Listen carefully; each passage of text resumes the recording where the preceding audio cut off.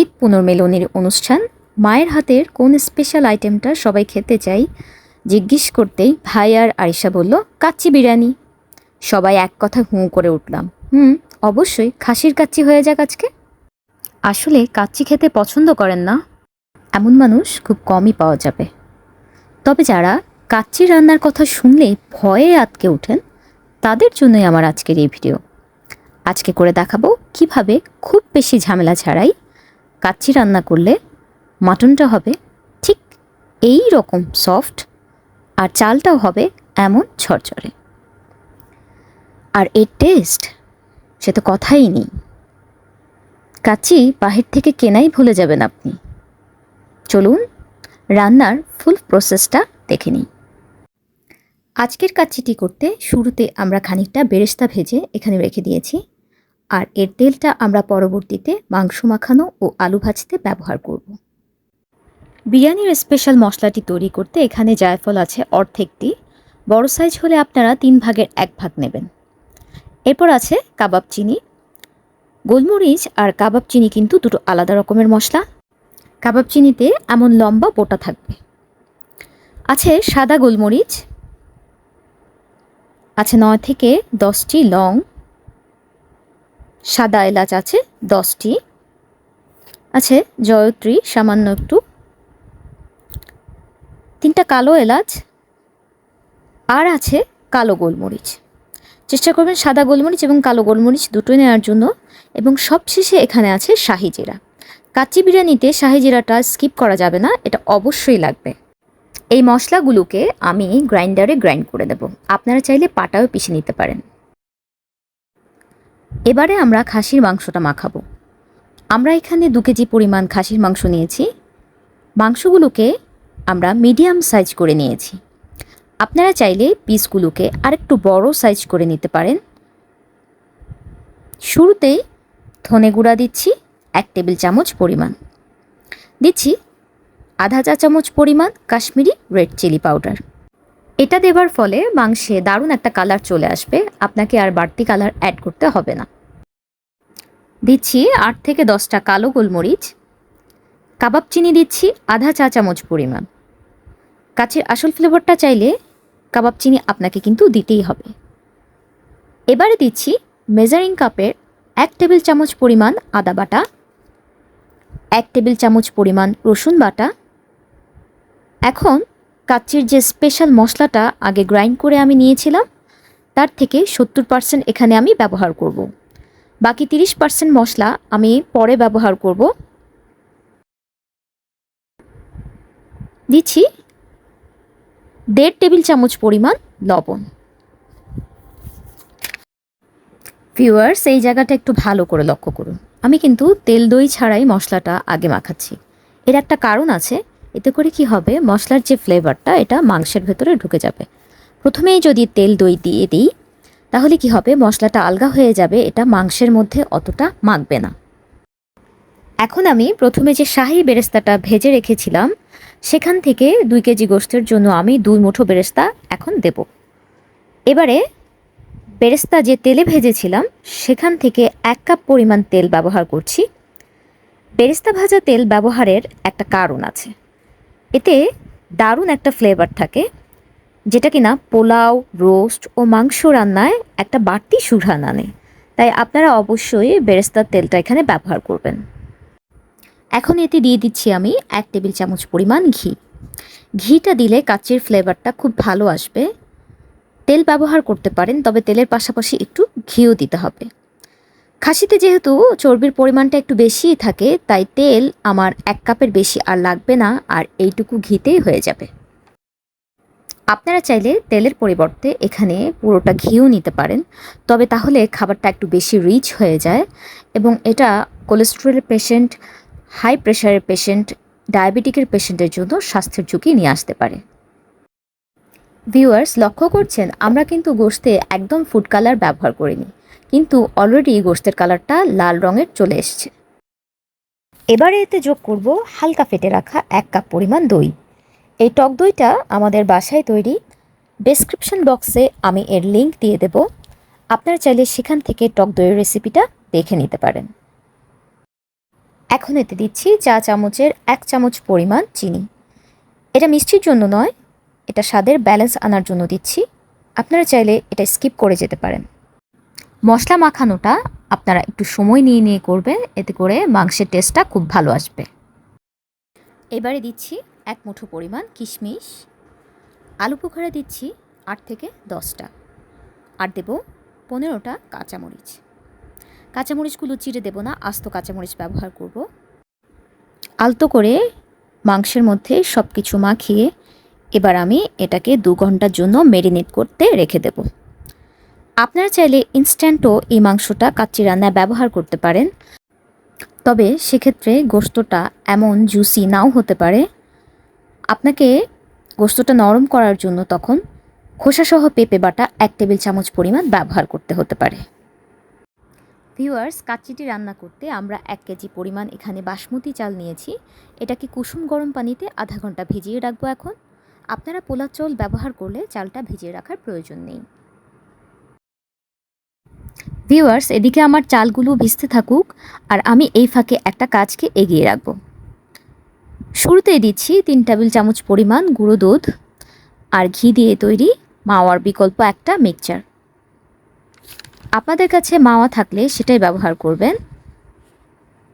এখানে এবারে দিচ্ছি 1 মুঠো বেরেস্তা, দিচ্ছি 8 থেকে 10টা আস্ত কাঁচামরিচ। সবশেষে এটাতে দিয়ে দিচ্ছি যে 30% গুঁড়ো করা মশলা আমি আগে তুলে রেখেছিলাম, সেই মশলাটা। এতে পরে ব্যবহার করতে সুবিধা হয়। এটাকে ভালো করে নেড়েচেড়ে একপাশে রেখে আমি আরেকটা লিকুইড তৈরি করে নেব। এই লিকুইডটি তৈরি করতে আমরা নিয়েছি কুসুম গরম পানি 1 কাপ পরিমাণ, আর তাতে 3 টেবিল চামচ পরিমাণ গুঁড়ো দুধ অ্যাড করে নিয়েছি, আর দিয়েছি 3 টেবিল চামচ পরিমাণ ঘি। এখানে গরুর দুধ ব্যবহার করা যাবে না। গরুর দুধ যদি ব্যবহার করেন তাহলে এর ক্রিমি টেক্সচার আসবে না, তাই অবশ্যই পাউডার দুধটাই ব্যবহার করবেন। এবারে আমাদের কাচ্চির চালটা ফুটিয়ে নেবার পালা। পানিটা গরম করে দিচ্ছি 2 টেবিল চামচ পরিমাণ লবণ। চাল থেকে কাচ্চির সুঘ্রাণ আনতে কিছু মশলা নিয়ে নিয়েছি আমরা। এখানে আছে কাবাব চিনি, দারুচিনি, সাদা এলাচ, লবঙ্গ, একটা স্টার অ্যানিস, আর আছে শাহি জিরা। পানি ফুটে এলে সবগুলো মশলা আমি এখন এতে ঢেলে দিচ্ছি। আর দেবো এখানে 1 টুকরো লেবুর রস। এই লেবুর রসটা চালকে সাদা করতে অনেক হেল্প করবে। আর দিয়ে দেব 2 টেবিল চামচ পরিমাণ সাদা তেল বা রেগুলার তেল। তেলের কারণে চালটা অনেক বেশি ঝরঝরে হবে, তাই অবশ্যই এভাবে তেল লেবু ব্যবহার করবেন। এখন এই মশলাগুলোকে ভালো করে ফুটিয়ে নিয়ে আমি শাহি জিরা বাদে আর সবগুলো মশলা এভাবে তুলে নেব। এই পানিতে লবণ দেওয়ার ক্ষেত্রে আপনারা একটা জিনিস খেয়াল রাখবেন, পানিটা যেন একটু কটা কটা হয়, নয়তো রাইসটা খেতে অনেক পানসে লাগবে। এখন এই পানিটায় আগে থেকে ধুয়ে ভিজিয়ে রাখা বাসমতি চালটা আমি দিয়ে দিয়েছি। 50% আমি এর কুক করে নেব। চালটা 6-7 মিনিট রান্না করলেই 50% কুক হয়ে যাবে। ভিজিয়ে রাখার কারণে ঠিক 6 মিনিট পর আমার চালটা কুকড হয়ে গেছে। ভিউয়ার্স, কাচ্চির অথেন্টিক স্বাদ পেতে খানিকটা কয়লা গরম করে এভাবে একটা ফয়েল পেপার নিয়ে ম্যারিনেট করা মাংসের উপরে আমি কয়লাগুলোকে রেখে দেব এবং উপর থেকে 1 চা চামচ পরিমাণ ঘি দিয়ে দিচ্ছি। জ্বলন্ত কয়লার উপর ঘি দেওয়ার সঙ্গে সঙ্গে এরকম ধোঁয়া বের হবে। এই ধোঁয়াটা 10 মিনিটের জন্য ঢাকনা দিয়ে এভাবে রেখে দেব। আর এই হোলটায় একটা লং দিয়ে দিচ্ছি যেন ভেতরের ধোঁয়াগুলো বের হতে না পারে। ভিউয়ার্স, কাচ্চি রান্নাতে ব্যবহারের জন্য আমি এরকম করে আলু কেটে নিয়েছি। আলুগুলোকে আমি সামান্য একটু ফুড কালার মেখে আধা চা চামচ চিনি ও সামান্য একটু কেওড়ার জল মিশিয়ে নিয়েছি। তারপর এটাকে সেই বেরেস্তার তেলে ভেজে নিয়েছি। চিনি ব্যবহারের কারণে আলুতে এমন একটা কালার চলে আসবে, একটু ব্রাউন ব্রাউন হবে আলুগুলোর উপরটা, আর এর স্বাদটাও কিন্তু বাড়বে। ম্যারিনেট করা মাংসগুলোকে আমি পাতিলের তলায় প্রপারলি বিছিয়ে দিয়েছি, একদম চেপটে চেপটে। চেষ্টা করবেন পাতিলটা যেন একটু ছড়ানো হয়, আর এই মাংসটা যেন অবশ্যই একটা লেয়ারে হয়, এতে করে একই সঙ্গে সবগুলো মাংস সেদ্ধ হয়ে যাবে। তারপর মাংসের উপর ভেজে রাখা আলুগুলো এভাবে আমি একটু আলাদা আলাদা করে বিছিয়ে দিচ্ছি। এই পর্যায়ে মাওয়া, বেরেস্তা এবং কাচ্চির স্পেশাল মশলাটা দিয়ে যে আমি একটা মিক্সচার আগে তৈরি করেছিলাম সেটা ছড়িয়ে দেব ঠিক এভাবে। এখন 50% কুকড হওয়া চালটা আমি ছড়িয়ে দেব মাংসের উপরে। দেখুন কিভাবে ছড়াচ্ছি।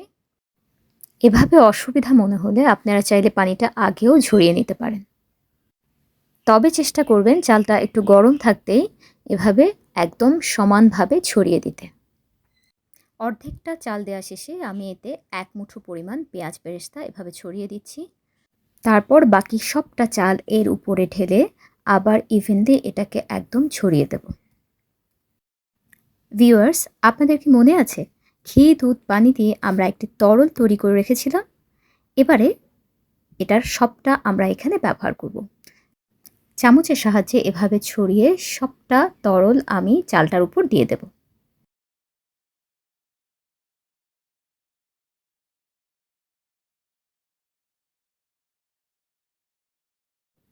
এভাবে আগে থেকে মিশ্রণটা তৈরি করে রাখার ফলে আপনার সময়টা যেমন বাঁচবে, তেমনি কোনো একটা ইনগ্রেডিয়েন্টস মিস হয়ে যাওয়ার আর চান্স থাকবে না। এবারে এতে খানিকটা ফুড কালার ব্যবহার করতে হবে। চামচের পেছন দিকটা দিয়ে আমি একটু ছোট করে 3 পাশে 3টা গর্ত করে নিয়েছি। এখন এই যে অল্প অল্প করে একটু সেই গর্তটার মধ্যে ফুড কালারটা দিয়ে দিচ্ছি। সব শেষে উপর দিক থেকে আমি 2 টেবিল চামচ পরিমাণ ঘি দিয়ে দিচ্ছি। ভিউয়ার্স, এই পর্যায়ে আমাদের এইরকম একটা আটার ডো লাগবে।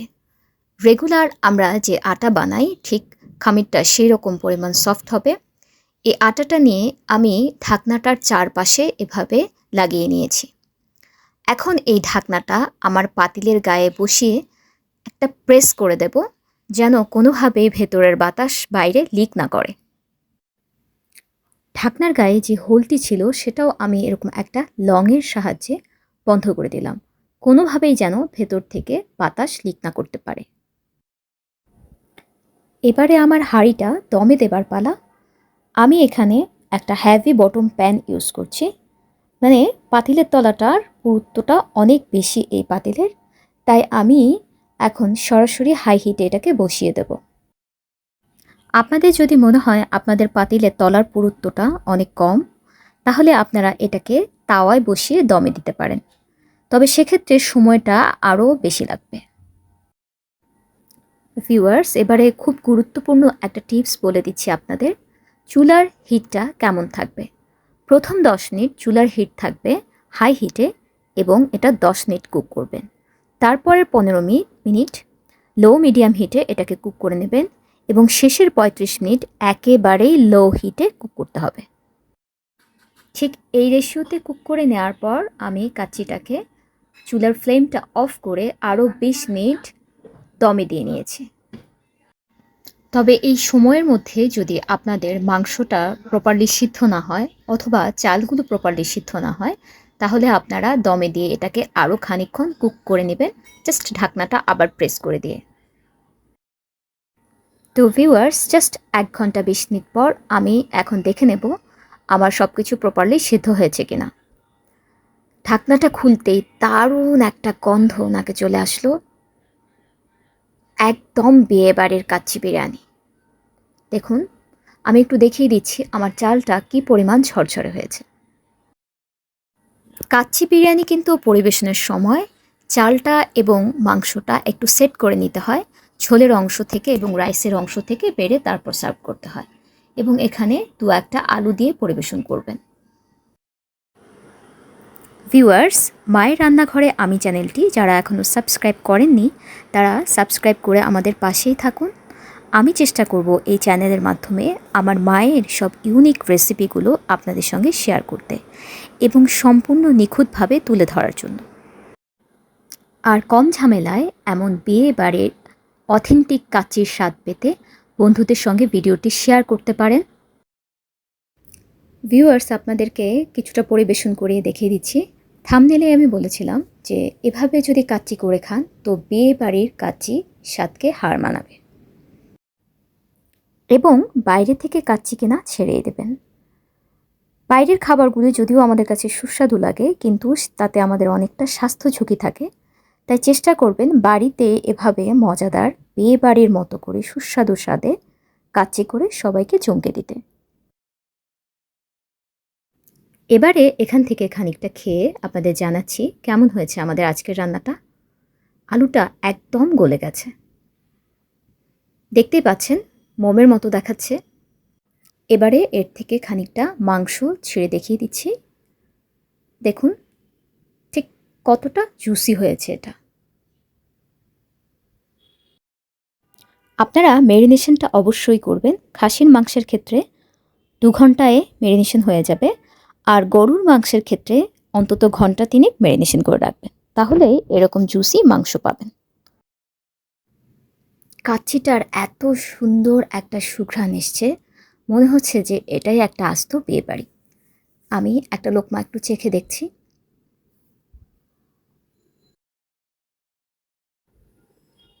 আলহামদুলিল্লাহ, একদম বিয়েবাড়ির স্বাদ। পরিশেষে বিদায়ের পালা। যাবার আগে আপনাদেরকে ছোট্ট একটা মেসেজ দিয়ে যেতে চাই। আপনারা আপনাদের পরিবারের বয়োজ্যেষ্ঠদের কোয়ালিটি টাইম সময় দিন। আজকের মতো ভিডিওটি শেষ করছি। আল্লাহ হাফেজ।